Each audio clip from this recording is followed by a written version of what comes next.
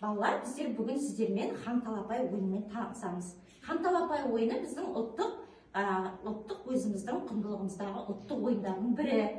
Қазір мына дорбаның ішінде бір асық, ерекше қызыл асық бар, ол хан асығы. Қазір мен асықты лақтырам. Сол кезде сіздерге кім бәріміз жабысамыз асыққа, асықтарды бөліп аламыз. Кімге қызыл асық түседі, сол адам бірінші болып ойынды бастайды. Түсіндік па? Содан кейін асықтарымызды мына жерге тігеміз. Әр бала бір-бір өзіне сақа алып қалады. Сол сақаны ана жерге тұрып, қазғаттар тұрып, атамыз сақамен. Келістік па? Келістік. Жақсы. Ал сақаны тигізе алмаған, асыққа тигізе алмаған балдар маған сұраққа жауап береді. Ал кеттік. Талапай, талапай, басталды ойын хан талапай.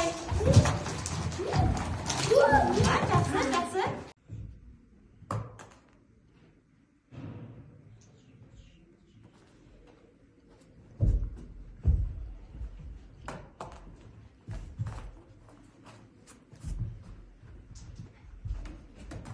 Ой, молодец, жігіт, жарайсың.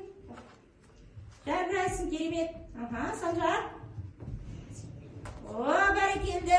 Жарайсың, керемет. Керемет. Жарайсың. Керемет, тамаша.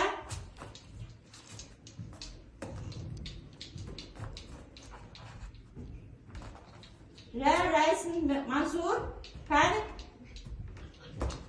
Ой, жарайсыңдар, керемет.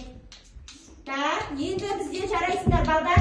Мына жерде біздерге сақасы тимей қалған Алиханға сұрақ қоям. Кел, Алихан. Алиханға сұрақ қоям. Алихан, ұлттық ойындарымыз қандай ұлттық ойындар білесің? Қандай ұлттық ойындарымыз бар біздің? Асық бар. Асық ату. Атқан тарту. Атқан тарту. Тағы? Атпен қызу. Қызу. Молодец, керемет. Жақсы балдар, жарайсыңдар.